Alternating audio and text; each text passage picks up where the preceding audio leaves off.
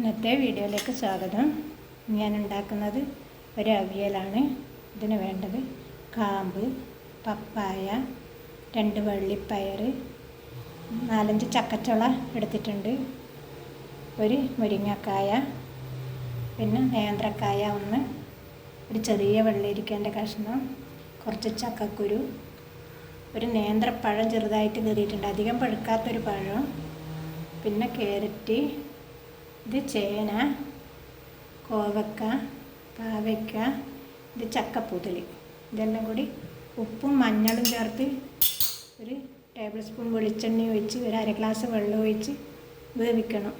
പിന്നെ അരപ്പിന് വേണ്ടത് ഒരു തേങ്ങ എടുത്തിട്ടുണ്ട്, 3 മുറി തേങ്ങയോളം ആവാൻ ഞാൻ 2 മുറിയേ എടുത്തിട്ടുള്ളൂ, ഒരു തേങ്ങ എടുത്തിട്ടുള്ളൂ, 2 ടീസ്പൂണ് ജീരകം, പിന്നെ ഇത്രയും വെളുത്തുള്ളി വേണം ചതക്കാൻ, പിന്നെ ചെറിയ ചുവന്നുള്ളി, പച്ചമുളക് കുറച്ച് എടുത്തിട്ടുള്ളൂ, ഒരു 4-5 പച്ചമുളക് എടുത്തിട്ടുള്ളൂ, അത് നല്ല എരിവുണ്ട്, ഒരു അതാളെ ആവശ്യത്തിനും സൗകര്യത്തിനും ചേർക്കാം. ഞാൻ ചട്ടിയിൽ 1 ടേബിൾ സ്പൂൺ വെളിച്ചെണ്ണ ഒഴിച്ചു കൊടുത്തു. ഇനി കഷ്ണങ്ങളെല്ലാം ഓരോന്നായിട്ട് ഇട്ട് കൊടുക്കാം.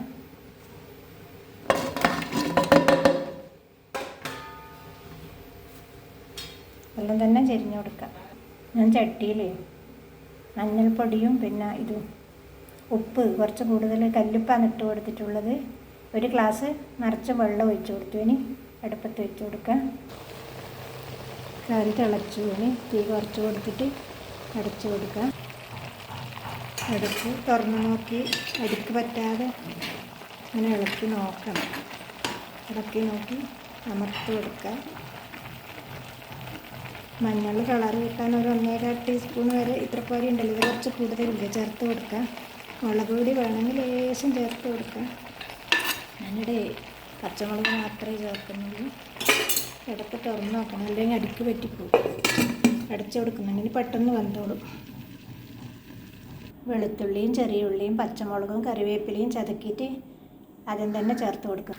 കഷ്ണം പാകത്തിന് വെന്തുവിന് ഈ ചതക്കിയ വെളുത്തുള്ളി, ഉള്ളിയും പച്ചമുളകും കറിവേപ്പിലയും ഇതിൽ ചേർത്ത് കൊടുക്കുന്നുണ്ട്. എന്നിട്ടൊന്ന് ഇളക്കിയിട്ട് നന്നായി ഇളക്കിയിട്ടൊന്ന് അടച്ചു കൊടുക്കുക. ഇത് കുറച്ചിട്ട് തന്നെയാണ് ഉള്ളത്.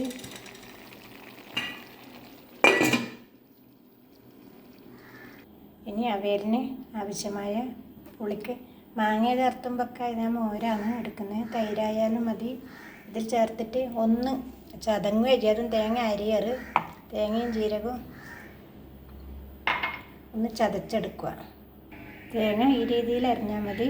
പിന്നെ മോരിന് കുറച്ച് പുളി വേണം, പാകത്തിന് പുളിയുള്ള മോരായിരിക്കണം, പുളി കുറഞ്ഞ ടേസ്റ്റ് ഉണ്ടാവില്ല അവിയൽ. ഇനി ഇത് ചേർത്ത് കൊടുക്കാം.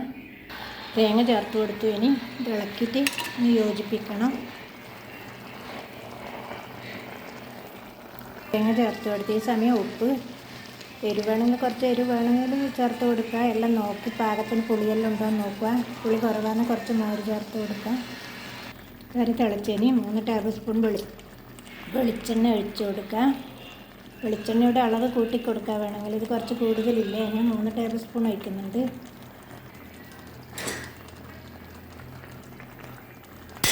സ്റ്റവ് ഓഫ് ചെയ്തു. അവിയൽ റെഡിയായി. ഞങ്ങളുടെ ഈ അവിയൽ ഇഷ്ടപ്പെട്ടെങ്കിൽ ലൈക്കും ഷെയറും കമൻസും, സബ്സ്ക്രൈബ് ചെയ്യാത്തവരാണെങ്കിൽ ഒന്ന് സബ്സ്ക്രൈബും ചെയ്തേക്കണേ. ഇഷ്ടപ്പെട്ടെങ്കിൽ ഞങ്ങൾ കുറച്ച് വെള്ളമാക്കിന്, വേറെ കറി വെച്ചില്ല, അതുകൊണ്ട് കുറച്ച് വെള്ളപ്പറ്റോടെയാണ് ഉണ്ടാക്കിയത്. പിന്നെ ഇതിലുള്ള എല്ലാ സാധനവും വേണമെന്നൊന്നുമില്ല, ഒരു 3-4 സാധനം ഉണ്ടായാൽ, അഥവാ കൈപ്പക്ക ഇല്ലെങ്കിൽ കൈപ്പക്കേൻ്റെ ഇലയായാലും മതി, നല്ല അവിയൽ ഉണ്ടാക്കാം.